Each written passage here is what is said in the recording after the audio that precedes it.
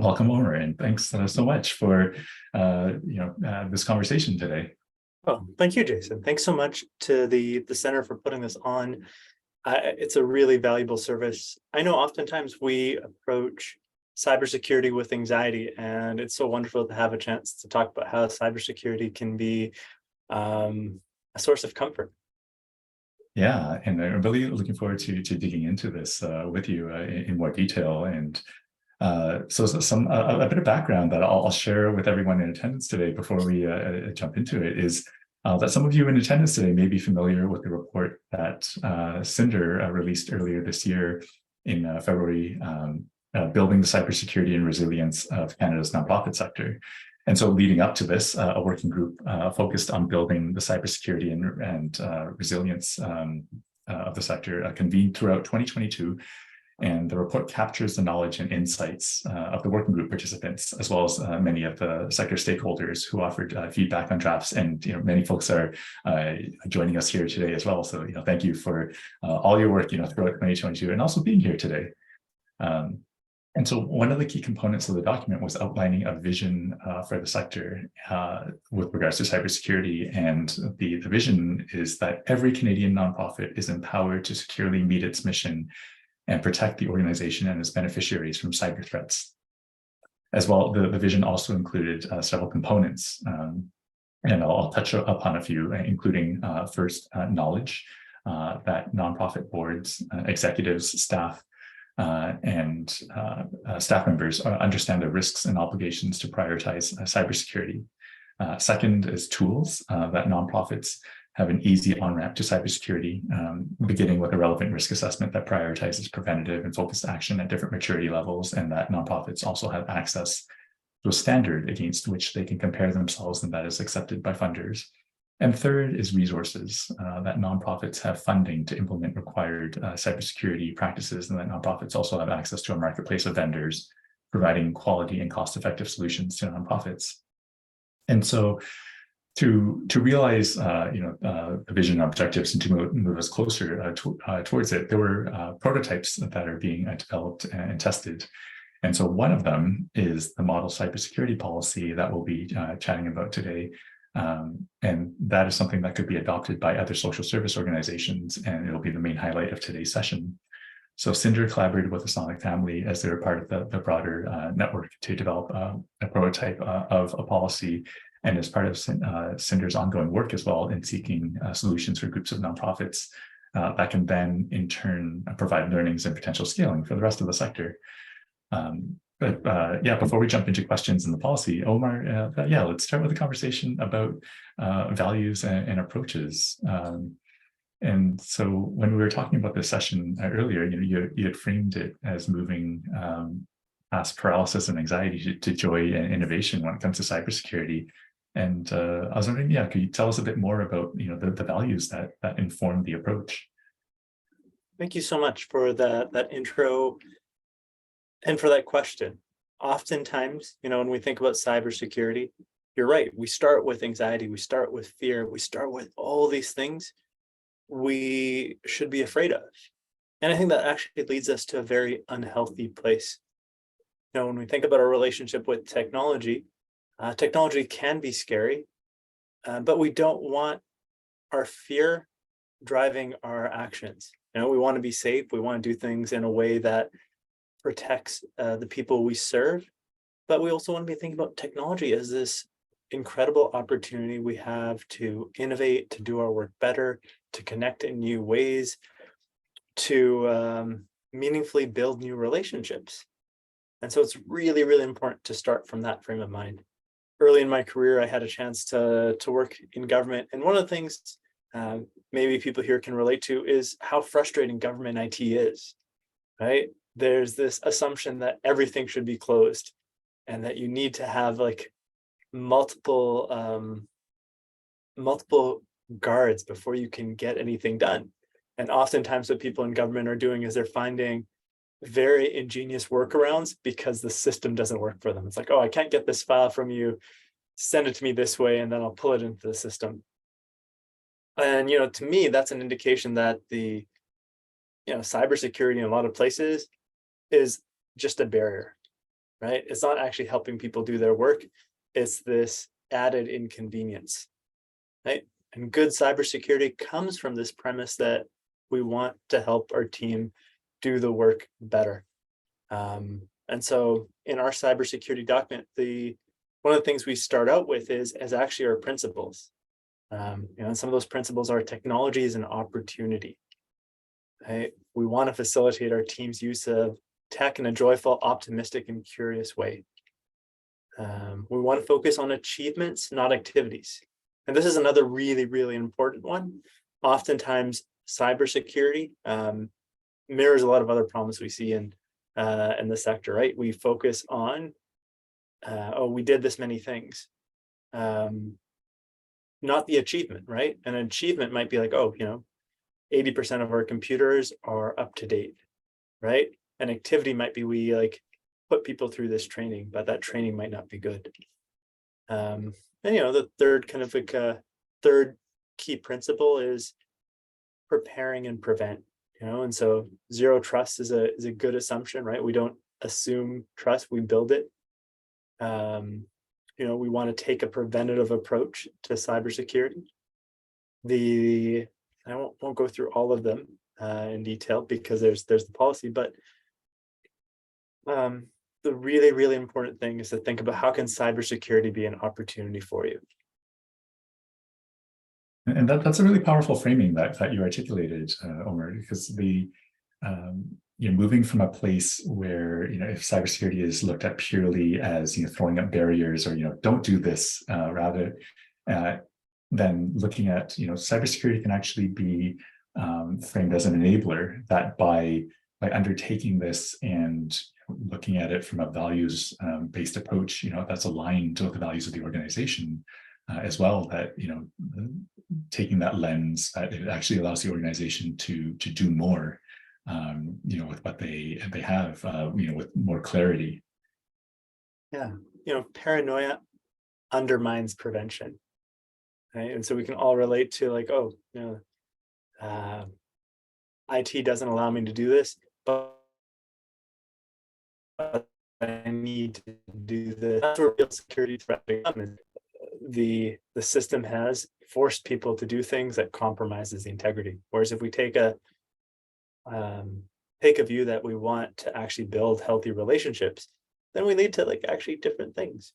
Something interesting, a number that really drives me is, the first number is anecdotal, but it's 65% of frontline workers regularly communicate with clients through channels like WhatsApp or Facebook Messenger. Oftentimes they're doing this in spite of protocols that their organizations have. They're doing this because they want to effectively reach the people they're trying to serve because they really care. Unfortunately, the flip side of that is 0% of the sector's tools actually take into consideration that many of their frontline workers are communicating that way, right? So rather than embrace innovation and our frontline workers doing creative things to help people, we're kind of covering our eyes to it. And that's a really important point as well when considering that for say for an organization that is serving their community wherever they may be, that also includes the online communities as well, where sometimes when it comes to outreach, it's having to mitigate for some of those risks that may present, but also like you said, not covering our eyes to the fact that hey, if this is where people are, like how do we meet people where they are online, wherever it may be, while also assessing what some of those risks might be.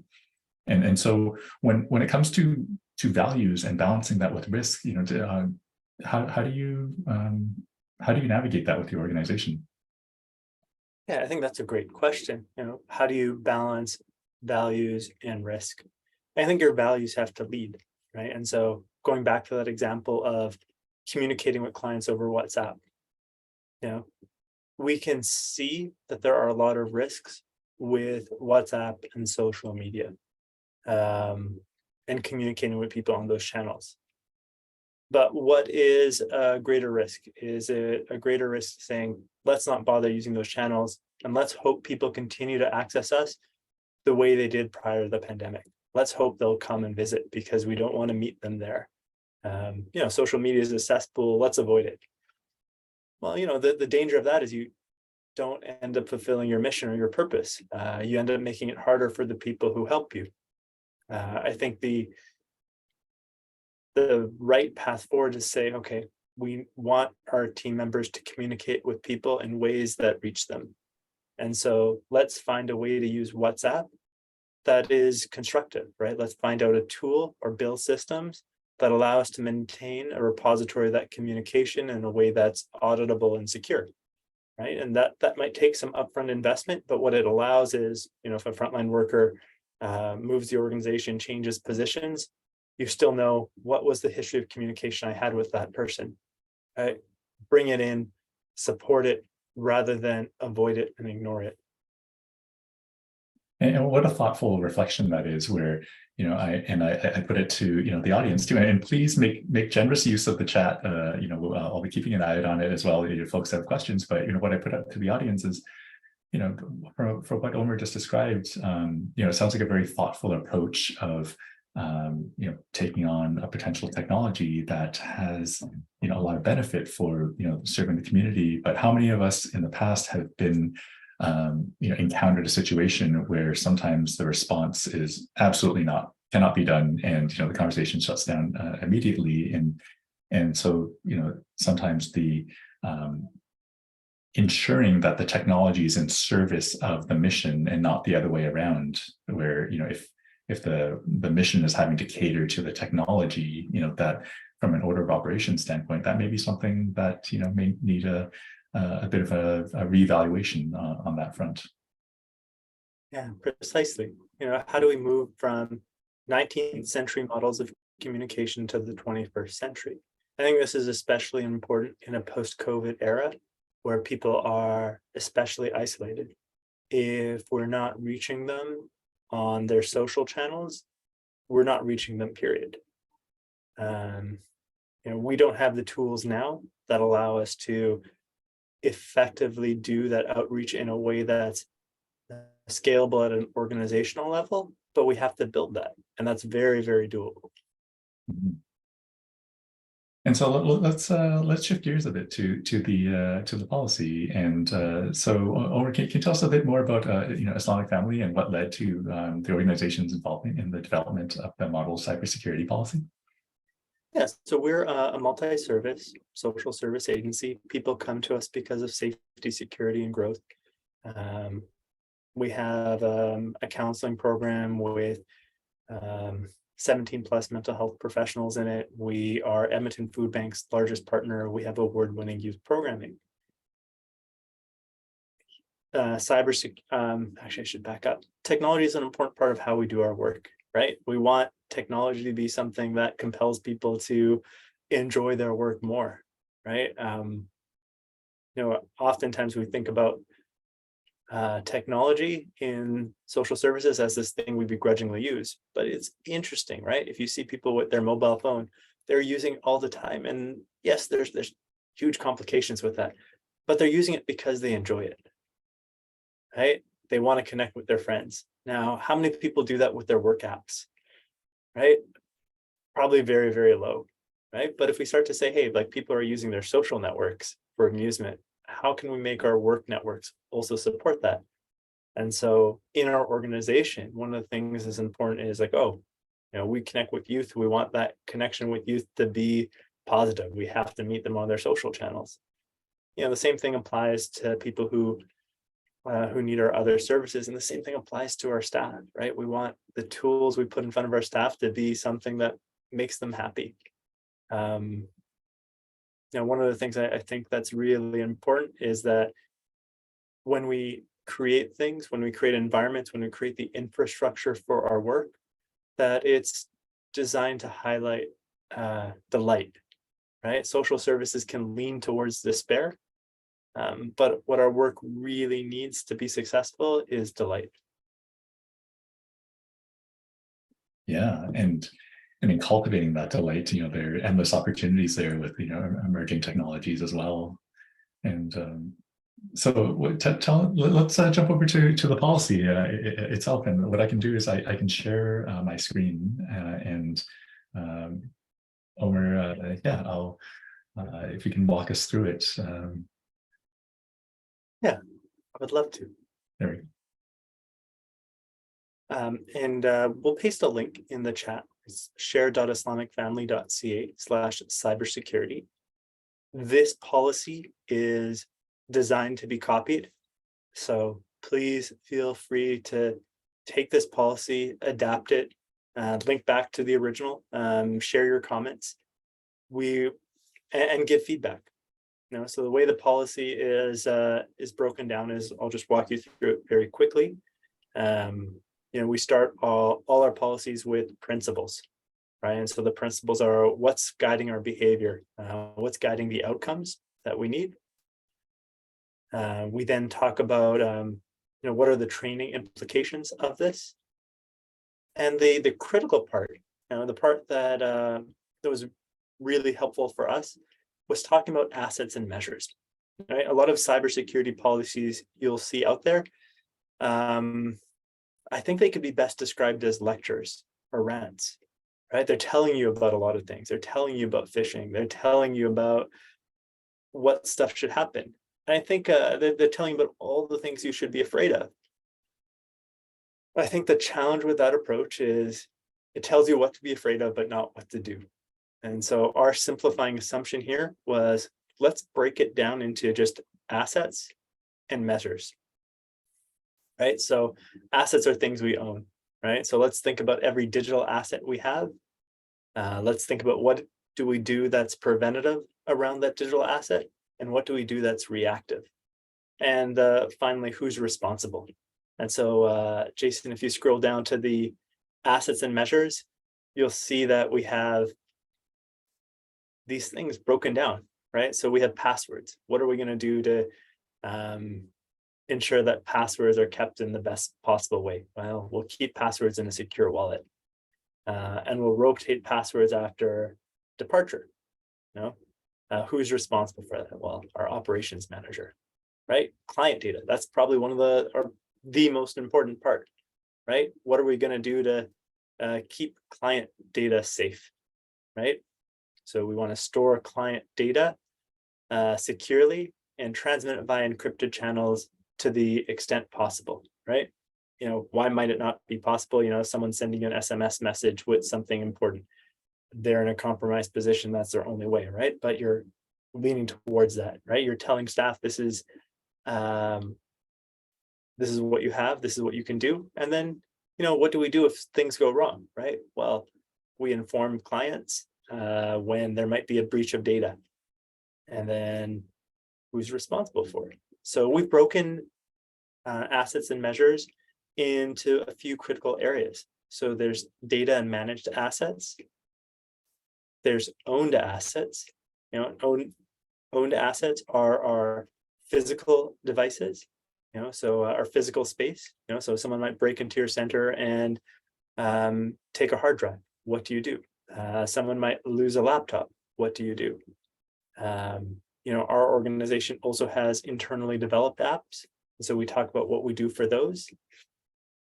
And then we talk about external risks, right? So these are risks that are outside of us as an organization. They might affect more than us, but they could also be very, very specific to us. And so these three areas, every organization will have their own equivalent, right? They'll have their data and managed assets.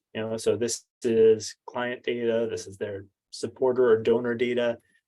This is their digital subscriptions, their internal communication systems, whether they use G Suite or the Microsoft Suite, might be their payroll systems. Each one should have 2 or 3 points that really, really helps you think about what you are doing preventatively, what you might need to start doing preventatively, what you do if something happens, and who's responsible.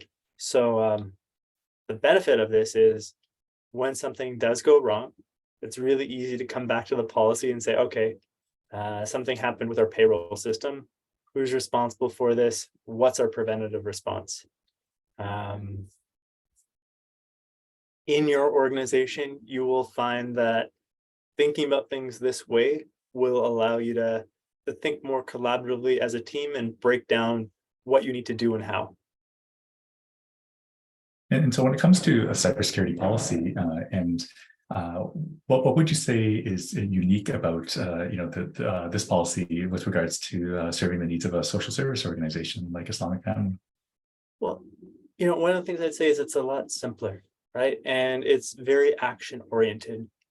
Much of the cybersecurity policy we see feels like a lecture to me, and a lecture which doesn't actually guide you to what you actually need to do, right? It's sounding an alarm bell, not putting in actual systems and practical pieces. It's also a lot of the cybersecurity policy that's out there assumes that you have a strong IT department who's going to take in and be able to do everything. And oftentimes in social service organizations, nonprofits, IT might be this thing that's happening on the side of someone's desk, or one of many things someone is doing.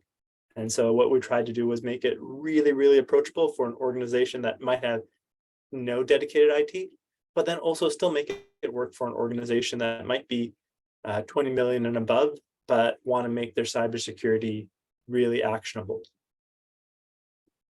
Yeah, and certainly in reading through this, it certainly reads in a much more accessible way than many policies that I know that I've encountered in the past, and that this is very accessible to all staff members. The way that it reads as well, that it's not covered with jargon necessarily.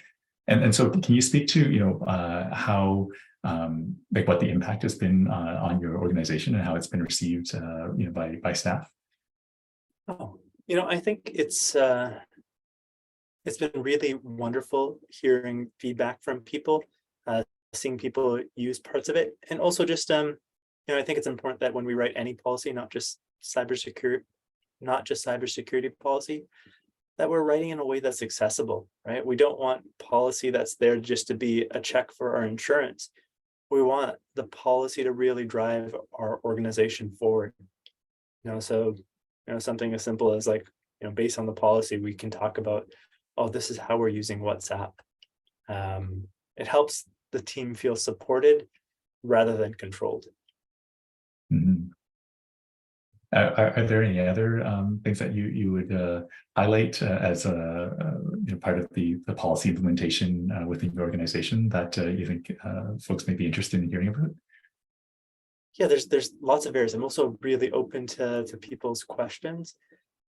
I think some of the parts that are the most important are really thinking about what are your values and principles around your digital assets, your digital presence. Backing up a step, I think some of the things we also really need to think about in our cybersecurity is, and you don't always see this in other cybersecurity policies, is the digital assets we have, right? So how are we using social media, right? We might have a Facebook presence. That Facebook presence might be a pivotal part of our relationship with those we serve. Are we planning for how that can be used? What if that asset is compromised? What do we do? So these are things I think that aren't always part of cybersecurity policies, but that nonprofits especially have to take into consideration. Mm-hmm. And it's really helpful to have this policy available too for other organizations. And so, the link is in the chat for folks to access. And one of the really helpful things that and anyone in this session can access it and adapt it to your needs moving forward. And so, one of the things I noticed too was that it's licensed under a Creative Commons Attribution Non-Commercial Share Alike license. Can you speak to that a little bit? Yeah, I love the Creative Commons license because it's it's a good alternative to copyright. Copyright is about restricting things and preventing them. As an organization, our goal is to share things, right? And so the Creative Commons license is about pushing those values forward. We want our sector partners to use this and to benefit from it. And so Creative Commons was the best way of doing that. Why we chose this particular Creative Commons license is, we don't want to do something in isolation. We want to continue to contribute and refine this policy. And I see there's a few comments in the chat. Someone's asking about have we articulated those values and principles, and we have, and they're right at the very beginning of the policy. Right after how to adapt this document is a section where we articulate our 5 principles.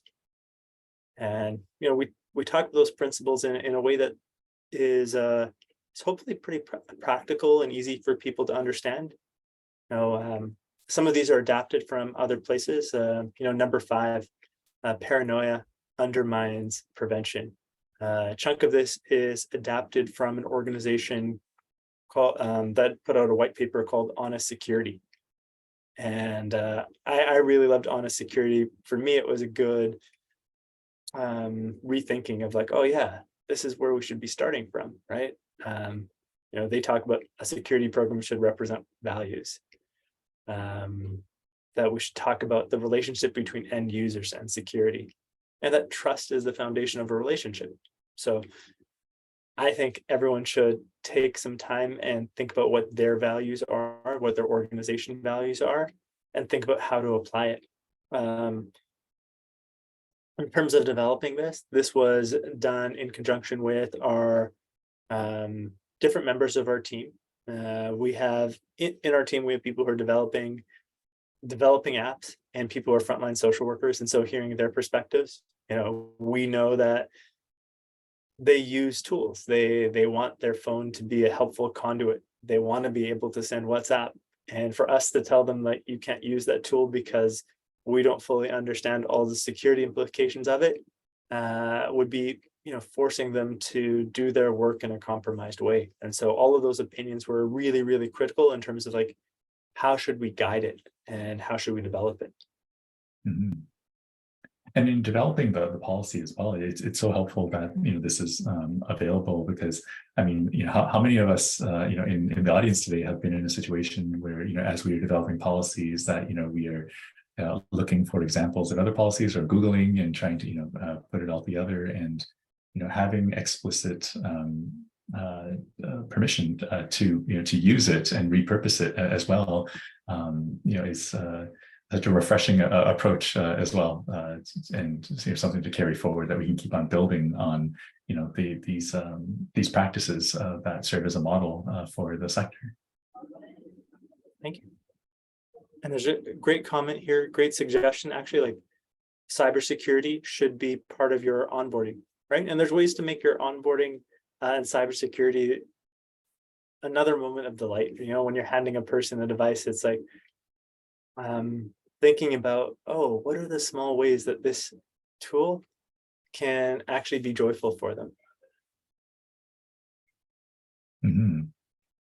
And so with regards to like other social service organizations that are starting along their cybersecurity journey, what advice would you have for folks, and where would you see this policy fitting in? Like, for example, so Ainsley had asked about the integrating to staff onboarding framework. What else comes to mind? I think it's important to actually let frontline workers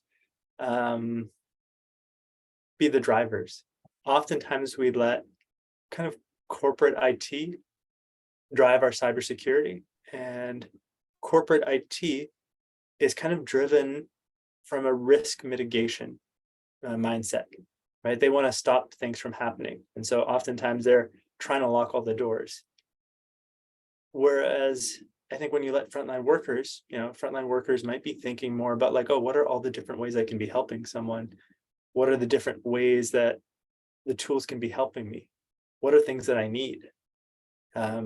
Those perspectives need to be put at the forefront. And then, you need to really make sure that IT professionals are supporting those actions rather than trying to be a gatekeeper for them.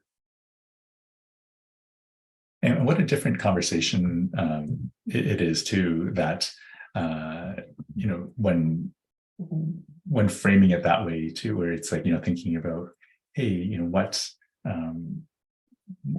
what can the technology do to best serve the mission, and and really getting into the some of those day-to-day details around for the folks who are on the front lines doing the work, and constantly having that feedback loop too, where it's like, hey, there's this thing that needs doing, what are the technological components that can further enable us to do it better, faster, stronger, in that regard. Well, and And there's I don't want to point the finger at corporate IT, but you don't want, here's another analogy, right? I have a number of friends who are accountants, and accountants are great people, but you wouldn't let a CPA necessarily drive your agenda, right? The CPA should support your agenda. The CPA's job is to tell you, hey, let's make sure we're doing things safely. But by nature, they're risk averse, right? They're trained to be risk averse individuals. You want the person who's driving your agenda to be the one who's thinking about the opportunities, not trying to prevent things. That's a great point there. And so, like, when in balancing, all those kind of considerations when thinking about, risk, it's, certainly, it's like trying to hold, the vision for the organization and driving it forward, operating from a place of joy and possibility rather than fear. That being said, from your vantage point, like, what would you say are some of the biggest kind of cybersecurity risks, that are facing social service organizations like IslamicFamily today? It's interesting. One of the biggest cybersecurity threats we've had, it's going to sound so comical, because it is, was something we actually had very little ability to prevent.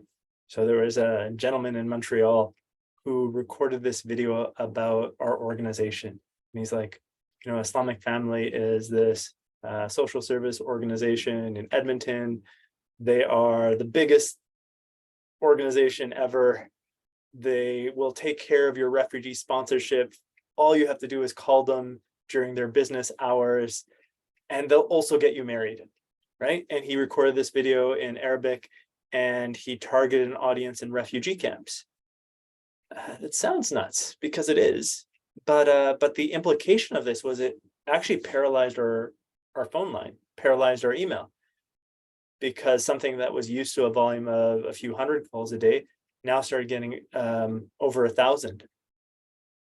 And we really had to, we were running around trying to figure out what to do.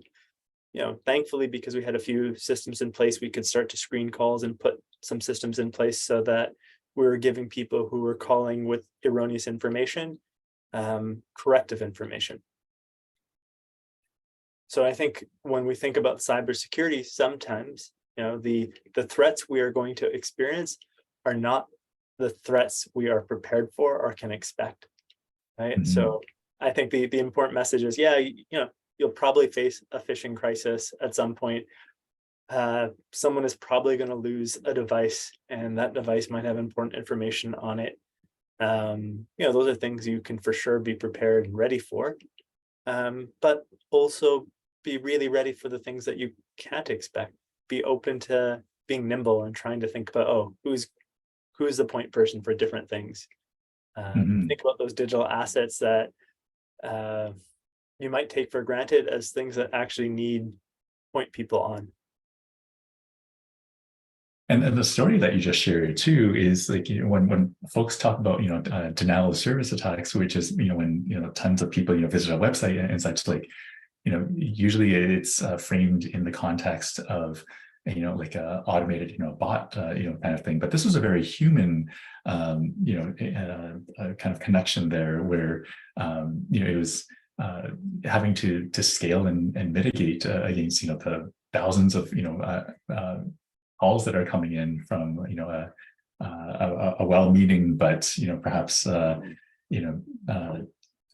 not well-directed, kind of piece of information that was put out there. And so, that's a really interesting point that about that the cybersecurity threats are that unique blend of technology and the human element of it as well.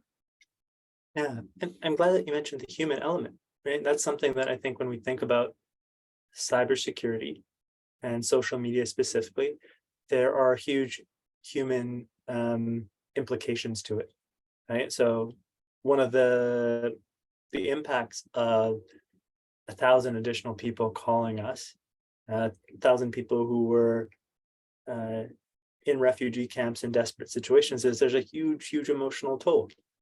And it's very, very heavy work, because oftentimes the people calling in those circumstances, there's very little to nothing you can do for them in that situation. And so huge emotional toll. Cybersecurity isn't always designed to think about those emotional tolls, but we have to actually consider it, right? We have to think about, oh, what would the implication of 1,000 really desperate people asking for help that we can't do anything about be on our team? Mm-hmm. And certainly when preparing staff as well, in terms of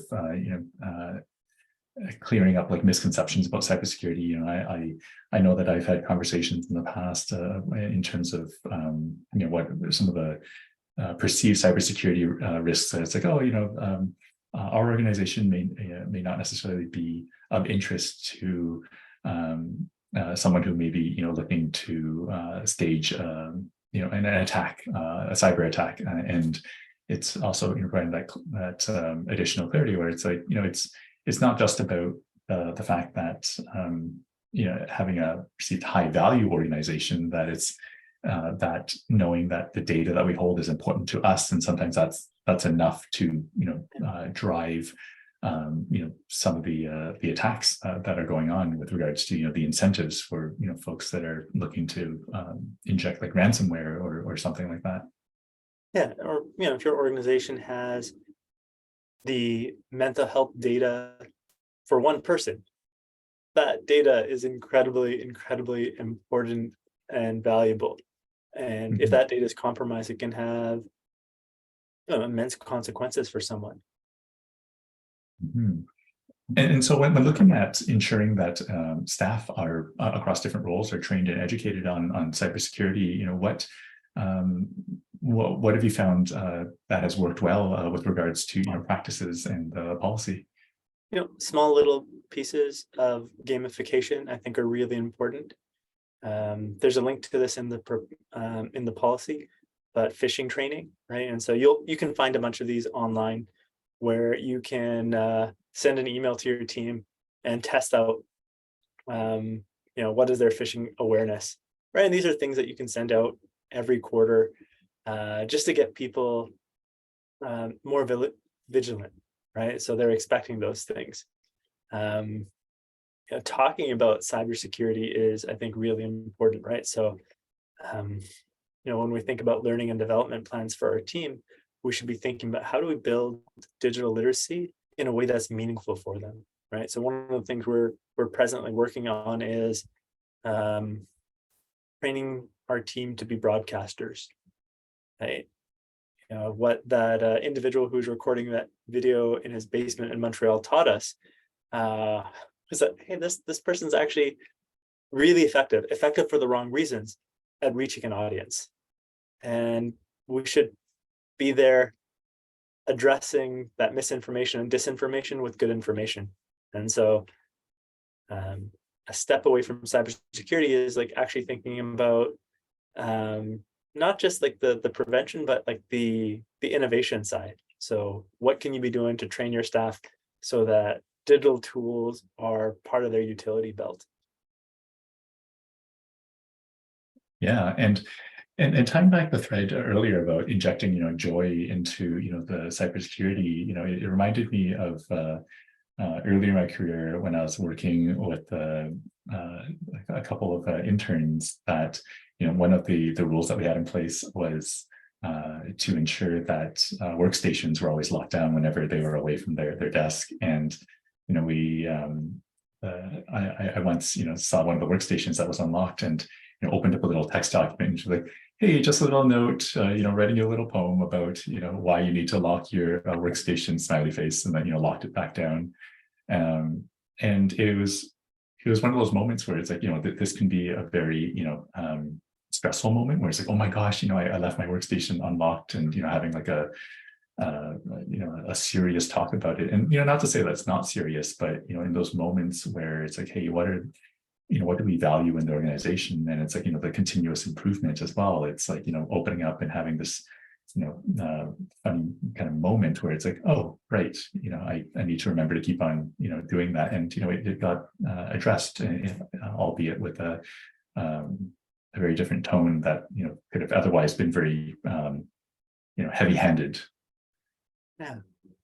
I think the two critical parts are like play, which you talked about, like, joyful, small, easy moments of correction is part of that, right? So the little soft reminder, the phishing email where it's like, oh, did you detect it? Did you get noticed? And could be a small reward. It's like, oh, hey, you passed the test, you get a coffee. And then the other side is like development, right? So how are we not just telling people what not to do, but actually building out new skills, right? So they'll learn a lot about cybersecurity and how to detect things if they're mastering a new tool, right? If they have to learn how to be good at YouTube, through that whole process of learning to be a micro broadcaster, they will have peripheral questions that will make them better at keeping their digital assets secure, right? They'll ask you questions about, oh, what does it mean to list this video privately? What does it mean to do this, this, and this? And so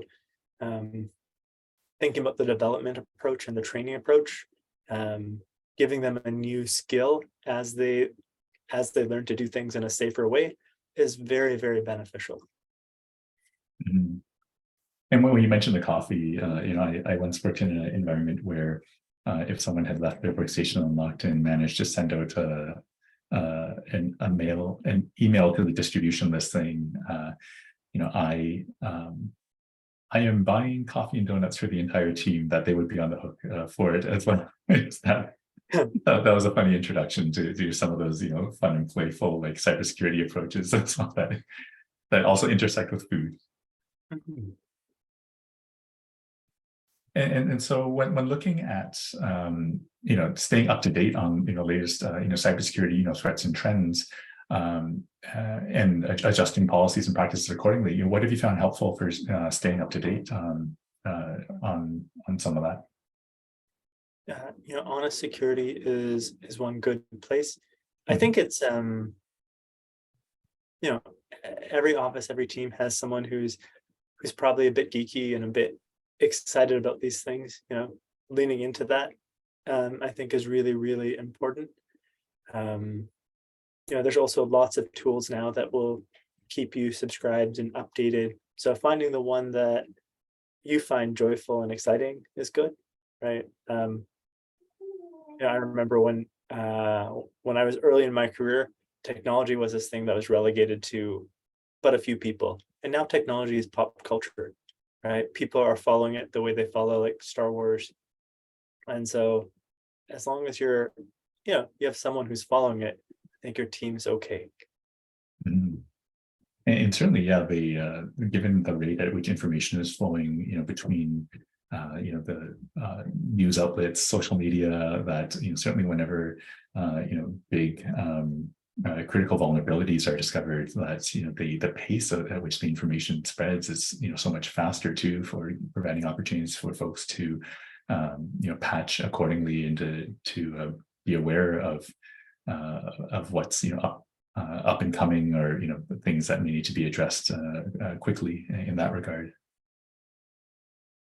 Yeah, and there are tools that can help you with that, right? So, one of the tools I think organizations should invest in is device management software, right? This can be a bit of a leap for some organizations, but it allows you to see, are all my mobile devices up to date? Are all my laptops up to date? Once you've invested in that infrastructure, it's very, very easy to maintain. So if someone loses a laptop, you can remotely lock it. One of the things that goes along with mobile device management is actually talking about surveillance within your organization, right? Because you have an ability, you need to inform your staff and team about it. Let them know what you will do, what you won't do, right? Mobile device management tools give you the ability to see every keystroke typed on someone's computer. You should tell them that you have that ability, and you should put policies and procedures, if not actual technical limitations, in place so that you can't do that. Yeah, and also like for some of the tools that do give notifications when someone is remotely accessing, the peace of mind too that you can provide staff that hey, if the internal policy is that we're not going to like surreptitiously just watch what you're doing necessarily, but if there ever is a login, at least from the organizational side, to assist with tech support or whichever, that there will be corresponding signals where a little icon will clearly show that that software is being utilized in the service of delivering better service to the staff in the organization. Yeah, I think in social services nonprofits, we tend to have a lot of people who might be a bit contrarian or fearful of systems. And so I think we just have to actually speak to legitimate paranoia and fear of surveillance, talk about the tools we have, and in a real forthright way. I think not talking about it, I think that what that does is it perpetuates fear, right? People will feel afraid of using their device if they think like, oh, so-and-so can actually like see what I'm doing. Mm-hmm. And so with regards to, as this policy has been shared, what have been what has been the feedback that you've received? Oh, and what impact do you think that this can have on the sector as a whole? So let's say if everyone in this room, takes away, this cybersecurity policy, I'm curious to hear more of your thoughts on that. yeah. So one of the things we did with this policy is we left the comments in there. We addressed the comments in the policy itself, but we kept the comments there. I know for some people, they might look at that and say, this is messy. But I kind of wanted people to see how the sausage is made, right? So they see the comments, they see who gave the comments, and they see how that improved the policy. It also shows how this is a collaborative piece of policy. And you can see the impact of different people's comments. You can see how others are adapting or learning from it or improving it. So some of the people on this call are some of the people who helped contribute to it. So Katie and Marco, who was here earlier, left a ton of really, really helpful comments and helped make this a much, much better policy. And so I think that's a model that I hope others continue to use, continue to add to this policy. But it's what makes it better, right? The impact of people's comments is better policy, and also hopefully them taking the policy and using it in their own domains. Mm-hmm. And as I'll put it out there to folks as well, if there are any additional questions, please feel free to put them in the chat. We're continuing to keep an eye out on them, and folks have been great about already putting the questions in the chat. And so when looking at it from from a governance perspective as well, like and policy, what do you think board directors need to be aware of when it comes to cybersecurity? So we've talked about it at the staff level, the organizational level. So abstracting it up to the board level, what do you think board directors need to be aware of? Well, I think at the board level, I think one of the things that's actually increasingly important is bringing people with digital, not just digital literacy, but digital savvy onto your board. What's very, very easy is for board directors to be overwhelmed by risk and want to close every opportunity. And that's why I think the digital savviness is a crucial skill to bring onto the board, so that you have board members who are comfortable and conversant in technology, talking about the opportunities that technology can present itself. So some of the conversations we're having on our board is, what is the impact of AI on our work, right? We are all familiar with how AI and bad algorithms can perpetuate bias, right? And that can impact people who are highly, highly marginalized. So there's examples of, AI algorithms using people's address informations, ignoring their ethnicity, and denying parole to racialized people. That's true. That's something we should be aware of. But we can also look to AI as this opportunity for us to uncover bias in our organization. And so when it comes to directors, I think one of the things we want to be really thinking of is, do we have directors on our board who have the digital savviness to help drive our organization forward, right? If I'm going to go back to accounting, right?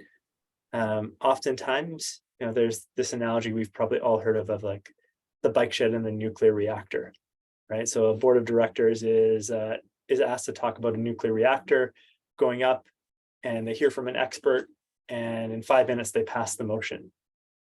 And then right after it, they're talking about a bike shed, and the discussion about the bike shed takes 3 hours because everybody feels like they can weigh in on the bike shed. It's like, no, my cousin Gary, he's great. He can help build this at a fraction of the cost. And someone else is saying we should paint this, and I can bring someone in. And, that's an inverse of the time proportions the board should be having, right? They should be really spending time learning from the nuclear physicist about what the reactor is and what the implications are, but they tend to defer to that expert.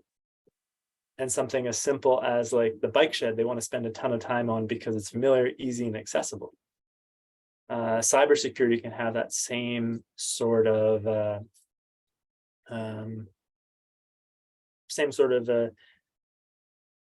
phenomena happen, right? Where someone who's a quote unquote expert says this is what we have to do with IT because everyone else isn't conversant. They just go by what that person says.